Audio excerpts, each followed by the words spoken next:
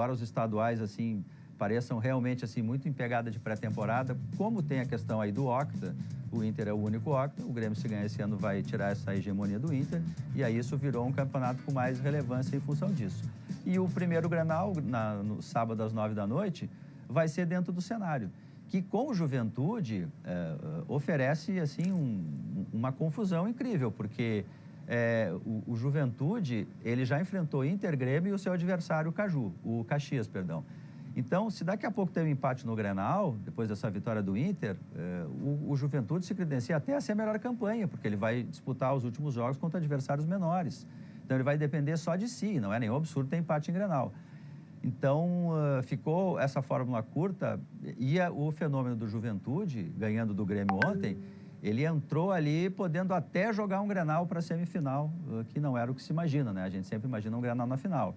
O Inter fez a sua vida, a gente já está vendo os gols com um time aí sim completamente reserva, né? Jogaram de titulares apenas o Thiago Maia, porque o Bruno Henrique estava com 2 cartões, e aí o Roger ficou com receio de arriscar um outro cartão, porque ele está com menos opções ali no meio-campo para escalar a equipe.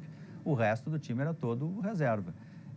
Algumas novidades, o Vitinho jogou pela direita, Carboneiro, que é um colombiano que o Inter contratou do Racing, jogou ao lado do Valência como atacante na frente, Thiago Maia jogou como dublê de Alan Patrick, e o Wanderson foi lá para o lado esquerdo. E o Ronaldo, que estava no Juventude, inclusive, né, como substituto do Fernando no 4-1-3-2, e não no 4-2-3-1, como normalmente joga. Difícil imaginar que no Grenal vai ser assim, porque é um time que perde muita força de marcação, mas contra o Brasil de Pelotas, que é um time que só se defende, isso foi possível, o Inter conseguiu, foi até a melhor partida do Inter no campeonato, né? O Inter finalizou muito, o goleiro Antony não teve nenhuma atividade no jogo. O gol saiu no finzinho do primeiro tempo com o Rohel, o zagueiro uruguaio, cruzamento do Wanderson. Aí depois abre o segundo tempo, o Vitinho faz o segundo gol. E aí depois, numa jogada bem construída, que começou com o volante, o Valência, enfim, faz o gol, vibrou com a torcida. O Inter segue num processo de tentar devolver o Valência para o Roger. Hoje ele é reserva do Borré. E agora o Inter vai para o Grenal com dúvidas, né? Porque ele não tem um substituto para o Gabriel Carvalho, que se lesionou. O Bruno Tabata está com dores musculares também. O Wanderson não está dando resposta do lado direito. A lateral direita do Inter com o Aguirre também não funciona. O lado direito está meio travado desde que o Bruno Gomes se lesionou. E o Roger vai tentando encontrar soluções para enfrentar o Grêmio. Inter e Grêmio estão assim em construção. Mesmo o Inter, o Grêmio, claro, obviamente, né? Mas mesmo o Inter, que terminou o ano muito bem, ele começou o ano com muitas lesões. Ele não tem o Rocher lesionado, ele não tem Bruno Gomes, que teve a ruptura dos ligamentos só em setembro. O Thiago Maia estava numa fase não muito boa. Essa partida foi bem, mas não tá começando bem o ano. Bruno Tabata lesionado também. Quer dizer, Fernando joga uma e descansa a outra, não consegue jogar muitas partidas seguidas. Quer dizer, muitos titulares que se lesionaram no começo do ano. E aí isso atrapalhou um pouco o rendimento do Inter. Mas em termos de resultado, o Inter está conseguindo, é a melhor campanha. Se a gente viu um time reserva trazendo problemas para o Grêmio, de certa forma, vésperas de um Grenal, parece que o reserva trouxe soluções, né, para o Roger, porque se falava tanto dessa construção ofensiva do Inter nessa temporada, e o time reserva ontem entregou um monte de finalização. Mas assim, chega no Grenal, é impressionante como as coisas se equilibram, né? Eu não consigo ver... Talvez o Inter, sim, a virada do ano para o Inter foi mais suave que a virada do ano para o Grêmio, né? Indiscutivelmente. O Inter termina o ano em viés alta, mas chega no Grenal tudo. Esse Campeonato Gaúcho, ele é capital contra Caxias do Sul, né? Basicamente, esse ano se resume dessa maneira, né? Mas eu estou curioso para ver, sempre, né? Grenal, e como é que as forças vão ser devidamente medidas, né, entre Inter e Grêmio. Eu botaria mais fichas do lado do Inter, mas como eu disse, né? As coisas se equilibram de uma maneira que muitas vezes surpreende a gente.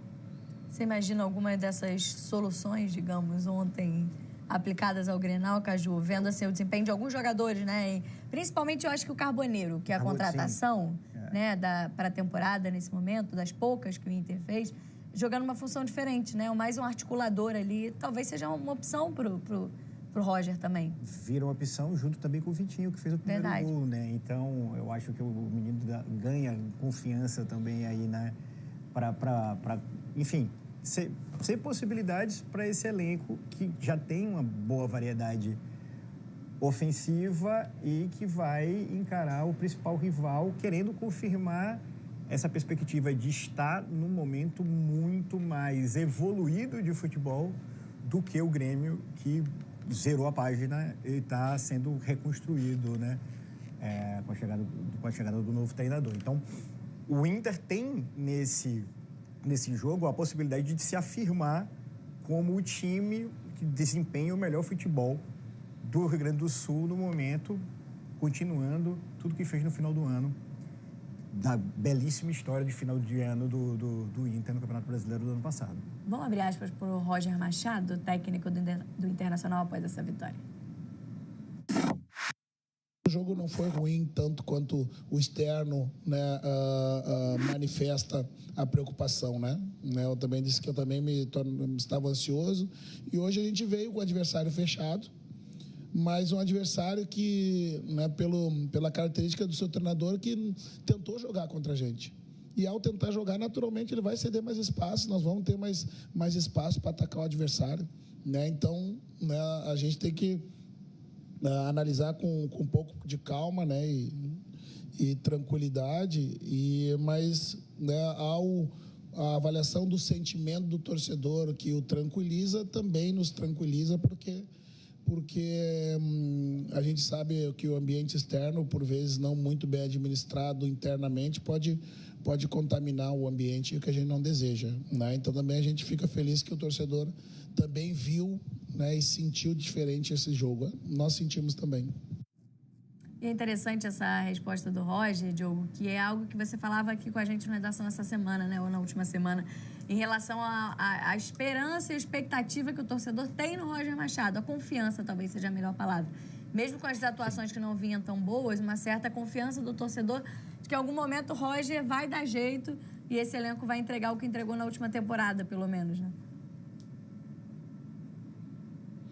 Isso é uma marca. O Inter que termina o primeiro tempo empatando com a Avenida, os piores times do campeonato, não tem vaia, né? A gente entrevista, na Rádio Gaúcha a gente sempre faz entrevista, tem um repórter que fica só entrevistando torcedores e a gente coloca na transmissão. E os torcedores, eles têm paciência com o Roger. Eles entendem que o Roger pode resolver os problemas que estão aparecendo. Ele achou o Bruno Gomes, imagina que ele vai achar um outro jogador, ou que ele vai fazer o Aguirre ser um jogador mais associativo, não ser só um lateral base, como se diz, né? Muito jogando ali na linha lateral, que ele vai recuperar o Thiago Maia, que ele vai encontrar um problema ali, uma solução para o lado direito.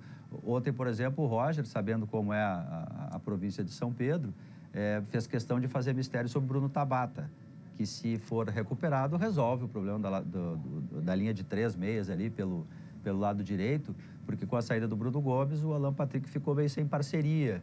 O Thiago Maia também não está tão bem, ficou meio sem parceria, ficou meio que se comunicando por sinal de fumaça, sozinho ali no campo, sem alguém para dialogar. O Inter hoje já divulgou uma foto do Bruno Tabata treinando, então assim, a instituição trabalhando com a ideia do mistério para o Grenal. É difícil que ele joga, porque ele não jogou ainda, né? Ele agora está começando a treinar, ele teve desconfortos musculares e até atrapalhou um pouco a pré-temporada. Mas o mistério é que Tabata possa jogar o Grenal e aí o Inter vai recuperando titulares para chegar àquele rendimento do ano passado. O fato é que o Grenal vai ser na Arena, o fator local é importante na história do Grenal, o Grenal 4-4-4, ainda é um número meio cabalístico.